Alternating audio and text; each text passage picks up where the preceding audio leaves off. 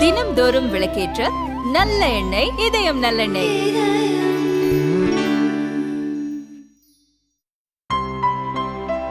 இனிமே கண்ணை மூடிட்டு கடலை எண்ணெய் வாங்கலாம்.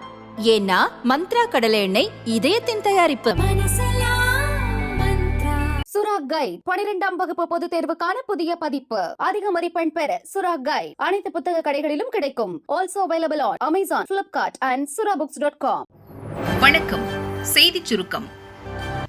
ரேமல் புயலால் வடகிழக்கில் வெள்ளம், தியானத்திலிருந்து கண் திறந்த மோடி.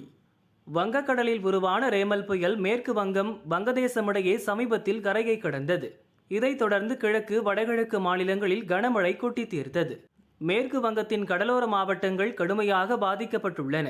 பல இடங்களில் மரங்கள், மின்கம்பங்கள் சாய்ந்ததில் பல கிராமங்கள் இருளில் மூழ்கியுள்ளன. வடகிழக்கில் அசாம், மணிப்பூர், மேகாலயா, மிசோரம், திரிபுராவிலும் கனமழை கொட்டியது. குறிப்பாக அசாமின் பல பகுதிகள் வெள்ளத்தில் மூழ்கியுள்ளன.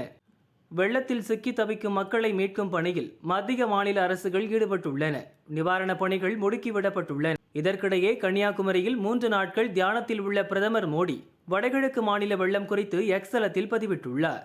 எதிர்பாராத விதமாக அசாம், மணிப்பூர், மேகாலயா, திரிபுரா, மேற்கு வங்க மாநிலங்கள் ரேமல் புயலால் கடுமையாக பாதிக்கப்பட்டுள்ளன. பாதிக்கப்பட்ட மக்களின் நலனுக்காக பிரார்த்திக்கிறேன். அந்தந்த மாநில அரசுகளுக்கு அனைத்து வகையிலும் உதவ மத்திய அரசு தயாராக உள்ளது. அரசு அதிகாரிகள் தொடர்ந்து களத்தில் பணியாற்றி வருகின்றனர் என மோடி பதிவிட்டுள்ளார்.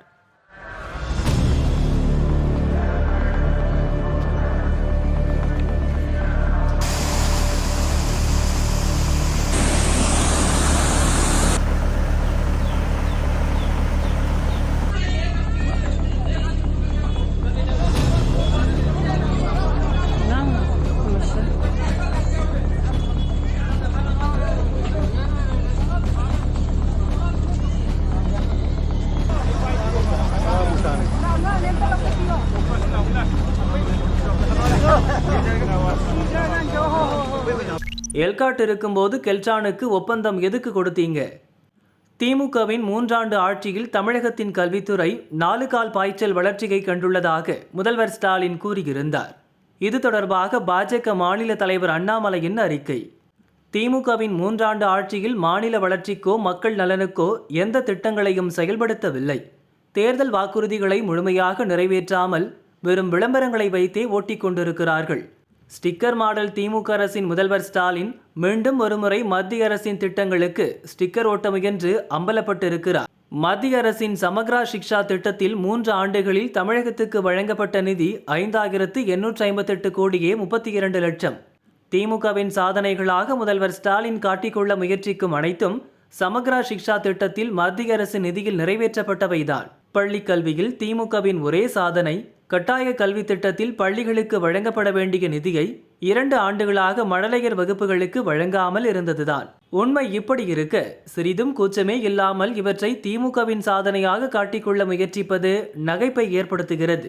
சமக்ரா சிக்ஷா திட்டத்தின் நிதியை பயன்படுத்தி பள்ளிகளுக்கான ஸ்மார்ட் வகுப்பறை திட்டத்திற்கு 1000 கோடி ரூபாய்க்கான ஒப்பந்தத்தை தமிழக அரசு நிறுவனமான எல்காட் நிறுவனத்துக்கு வழங்காமல் கேரள அரசு நிறுவனமான கெல்ட்ரா நிறுவனத்துக்கு வழங்கியதன் பின்னணியை முதல்வர் ஸ்டாலின் தெளிவுபடுத்துவாரா என கேள்வி எழுப்பியுள்ளார் அண்ணாமலை. காந்தி பற்றி பேச உங்களுக்கு என்ன தகுதி இருக்கிறது? பாஜக தேசிய மகளிரணி தலைவர் வானதி சீனிவாசன் வெளியிட்ட அறிக்கையில் கூறியிருப்பதாவது: லோக்சபா தேர்தலையொட்டி தனியார் செய்தி நிறுவனத்திற்கு பேட்டியளித்த பிரதமர் மோடி, மகாத்மா காந்தி மிகச்சிறந்த மனிதர். சனாதன தர்மத்தை பின்பற்றிய மகாத்மா காந்தியும் அவரது அகிம்சை கொள்கைகளும் இந்தியாவுக்கு மட்டுமல்ல உலகம் முழுவதும் வழிகாட்டுபவை.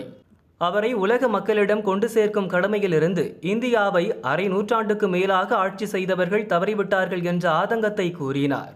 உலகின் சாதாரண மக்களிடமும் அவரை கொண்டு சேர்த்திருந்தால் அதன் தாக்கம் வேறு விதமாக இருந்திருக்கும் என்பதைத்தான் மோடி வெளிப்படுத்தியிருந்தார். ஆங்கிலேயர்களிடமிருந்து விடுதலை பெற அனைவரும் காங்கிரஸ் கட்சியில் இருந்து போராடினோம். எனவே காங்கிரஸ் கட்சியை கலைக்கும் முடிவில் காந்தி இருந்தார். அதற்குள் அவர் கொல்லப்பட்டதால் காங்கிரஸ் கட்சி ஒரு குடும்பத்தின் கட்டுக்குள் சென்று விட்டது. காந்தி மட்டும் இருந்திருந்தால் நேரு, அவரது மகள் இந்திரா, அவரது மகன் ராஜு, அவரது மனைவி சோனியா என காங்கிரஸ் கட்சி ஒரு குடும்பத்தின் சொத்தாகி இருக்காது. காந்தியை இந்தியாவில் கூட முன்னிறுத்தாத காங்கிரஸ் கட்சி அவரை உலகிற்கு கொண்டு சேர்க்கவில்லையே என தனது ஆதங்கத்தையும் வருத்தத்தை வெளிப்படுத்திய மோடியை விமர்சிக்கிறது. பிரதமர் மோடி தலைமையிலான பாஜக அரசு இரும்பு மனிதர் சர்தார் வல்லபாய் பட்டேலை கொண்டாட ஆரம்பித்த பிறகுதான் காங்கிரசுக்கு அவரது நினைவே வந்துள்ளது. லால் பகதூர் சாஸ்திரியை முற்றிலும் மறைத்து விட்டார்கள். நரசிம்மராவ் உடலை கூட காங்கிரஸ் அலுவலகத்தில் வைக்க அனுமதிக்கவில்லை. இப்படி நேரு குடும்ப தலைவர்களை தவிர காந்தி உள்ளிட்ட மற்ற தலைவர்களை இருட்டடிப்பு செய்த காங்கிரஸ் கட்சிக்கு காந்தி பற்றி பேச எந்த தகுதியும் இல்லை. மகாத்மா மண்ணில் பிறந்த மோடியை பற்றி நாட்டு மக்கள் நன்கு அறிவார்கள். காங்கிரஸ் உள்ளிட்ட எதிர்க்கட்சிகளின் திசை திருப்பல்கள் எடுபடாது எனவும் வானதி கூறியுள்ளார். இண்டி கூட்டணி கூட்டம், ஸ்டாலின் பங்கேற்காமல் நழுவல். லோக்சபா தேர்தல் 7 கட்டங்களாக நடைபெறும் என அறிவிக்கப்பட்ட நிலையில் இதுவரை 6 கட்டம் முடிந்துவிட்டது. நாளை 7வது மற்றும் இறுதிக்கட்ட தேர்தலும் 4ஆம் தேதி ஓட்டு எண்ணிக்கையும் நடக்க உள்ளது. இந்த தேர்தலில் வெற்றி பெற்றால் பிரதமர் யார் என்பதை முடிவு செய்ய இண்டி கூட்டணி தலைவர்கள் ஜூன் 1 கூடி ஆலோசனை நடத்த உள்ளனர். அதற்காக டெல்லி வருமாறு 28 கட்சிகளின் தலைவர்களுக்கு காங்கிரஸ் அழைப்பு விடுத்துள்ளது. இந்த கூட்டத்தில் பங்கேற்கப் போவதில்லை என மேற்கு வங்க முதல்வரும் திரிணாமுல் காங்கிரஸ் தலைவருமான மம்தா ஏற்கனவே அறிவித்திருந்தார். இந்நிலையில் தமிழக முதல்வர் ஸ்டாலினும் இண்டி கூட்டணி கூட்டத்தில் பங்கேற்கவில்லை என தகவல் வெளியாகியுள்ளது. ஸ்டாலினுக்கு பதிலாக திமுக எம்பி TR பாலு பங்கேற்பார் என தெரிவிக்கப்பட்டுள்ளது. பள்ளி மாணவர்களுக்கு கோடை விடுமுறை நீட்டிப்பு. தமிழகம் மற்றும் புதுச்சேரியில் அரசு மற்றும் தனியார் பள்ளிகளில் பயிலும் மாணவர்களுக்கு ஆண்டு இறுதித் தேர்வு கடந்த மார்ச் ஏப்ரல் மாதம் நடந்தது. லோக்சபா தேர்தல் காரணமாக அனைத்து வகுப்புகளுக்கும் முன்கூட்டியே தேர்வுகள் நடத்தப்பட்டு கோடை விடுமுறையும் அளிக்கப்பட்டது. பள்ளி கல்வி இயக்குநர் தரப்பில் சமீபத்தில் வெளியான அறிக்கையில் 2024-25 கல்வியாண்டில் 1 முதல் 12ஆம் வகுப்புகளுக்கு ஜூன் 6ஆம் தேதி அன்று பள்ளிகள் திறக்கப்படும் என தெரிவிக்கப்பட்டிருந்தது.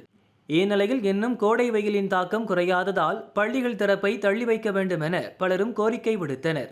இதை ஏற்றுக்கொண்ட பள்ளி கல்வித்துறை பள்ளிகள் திறப்பை 4 நாட்கள் தள்ளி வைத்து ஜூன் 10ஆம் தேதி திறக்கப்படும் என அறிவித்துள்ளது. நாளை மறுதினம் கொட்ட காத்திருக்கும் கனமழை. தென் தமிழக பகுதிகளின் மேல் ஒரு வளிமண்டல கீழடுக்கு சுழற்சி நிலவுகிறது. இதன் காரணமாக நாளை நீலகிரி, கோவை மாவட்ட மலைப்பகுதிகள், திருப்பூர், தேனி, திண்டுக்கல், ஈரோடு, கிருஷ்ணகிரி, தர்மபுரி மற்றும் சேலம் மாவட்டங்களில் கனமழை பெய்யும். மேலும் நாளை மறுநாள் நீலகிரி, கோவை மாவட்ட மலைப்பகுதிகள், திருப்பூர், தேனி, திண்டுக்கல், ஈரோடு, கிருஷ்ணகிரி, தர்மபுரி, சேலம், திருப்பத்தூர் மற்றும் வேலூர் மாவட்டங்களில் ஓரிரு இடங்களில் கனமழை பெய்ய வாய்ப்புள்ளது என சென்னை வானிலை ஆய்வு மையம் தெரிவித்துள்ளது. ஜூன் 3ஆம் தேதி தமிழகத்தில் ஒரு சில இடங்களிலும், புதுவை மற்றும் காரைக்கால் பகுதிகளிலும் இடி மின்னலுடன் கூடிய லேசானது முதல் மிதமான மழை பெய்யக்கூடும் எனவும், ஜூன் 4ஆம் தேதி முதல் 6ஆம் தேதி வரை தமிழகத்தில் ஓரிரு இடங்களிலும், புதுவை மற்றும் காரைக்கால் பகுதிகளிலும் லேசானது முதல் மிதமான மழை பெய்யக்கூடும் எனவும் வானிலை மையம் தெரிவித்துள்ளது. ஆபாச நடிகையிடம் விழுந்த ட்ரம்ப் குற்றவாளி என அறிவித்தது கோர்ட். அமெரிக்காவில் 2017 முதல் 2021 வரை அதிபராக இருந்தவர் டொனால்ட் ட்ரம்ப் வயது 77. ட்ரம்புடன் உடலுறவு கொண்டதாக ஆபாச பட நடிகை ஸ்டார்மி டேனியல்ஸ் குற்றச்சாட்டை கூறியிருந்தார். அதை ட்ரம்ப் மறுத்து வந்தார். எனினும் 2016 தேர்தலுக்கு முன்பாக பாலியல் உறவு தொடர்பாக பொதுவெளியில் வாய் திறக்காமல் இருக்க நடிகை ஸ்டார்மிக்கு தேர்தல் பிரச்சார நிதியிலிருந்து இந்திய மதிப்பில் 109 கோடி ரூபாய் கொடுத்ததாக கூறப்படுகிறது. தேர்தல் நிதியை நடிகைக்கு தானமாக கொடுத்தது குற்றமாக கருதப்படுகிறது. இந்த வழக்கில் தம் மீதான குற்றச்சாட்டை மறைக்க ட்ரம்ப் போலியான காசோலை, வவுச்சர்கள், பில்கள் என பல ஆவணங்களை தாக்கல் செய்தார். அவை அனைத்தும் போலிகள் என்பதை நீதிபதிகள் கண்டறிந்தனர். ஸ்டார்மி உள்பட 22 சாட்சியங்கள் விசாரிக்கப்பட்டன. டொனால்ட் ட்ரம்ப் குற்றவாளி என நியூயார்க் நீதிமன்றம் அறிவித்தது. அமெரிக்க வரலாற்றில் முன்னாள் அதிபர் ஒருவர் குற்றவாளி என அறிவிக்கப்படுவது இதுவே முதல் முறை. அவருக்கான தண்டனை விவரங்கள் ஜூலை 11ஆம் தேதி அறிவிக்கப்பட உள்ளது. தம்மை அவமானப்படுத்தும் நோக்கில் விசாரணை மேற்கொள்ளப்பட்டதாக டொனால்ட் ட்ரம்ப் கூறினார். எதிர்க்கட்சியினை பழிவாங்கும் வகையில் அதிபர் பைடனின் நிர்வாகம் இதை செய்ததாக கூறினார். அதிபர் ஜோ பைடனின் செய்தி தொடர்பாளர் கூறும்போது, யாரும் சட்டத்திற்கு அப்பாற்பட்டவர்கள் இல்லை என கூறினார். அமெரிக்காவில் அதிபர் தேர்தல் வரும் நவம்பரில் நடைபெற உள்ளது. குடியரசுக் கட்சி சார்பில் ட்ரம்ப் போட்டியிடுகிறார். ஜனநாயக கட்சி சார்பில் தற்போதைய அதிபர் ஜோ பைடனும் களமிறங்குகிறார். குற்றவாளி என தீர்ப்பு வழங்கப்பட்டாலும் அதிபர் தேர்தலில் ட்ரம்ப் போட்டியிடுவதில் எந்த தடையும் இருக்காது. குற்ற பின்னணி உள்ளவர்கள் தேர்தலில் போட்டியிடுவதை அமெரிக்க சட்டம் தடுக்கவில்லை. சிறையில் இருப்பவர்கள் கூட தேர்தலில் போட்டியிட முடியும்.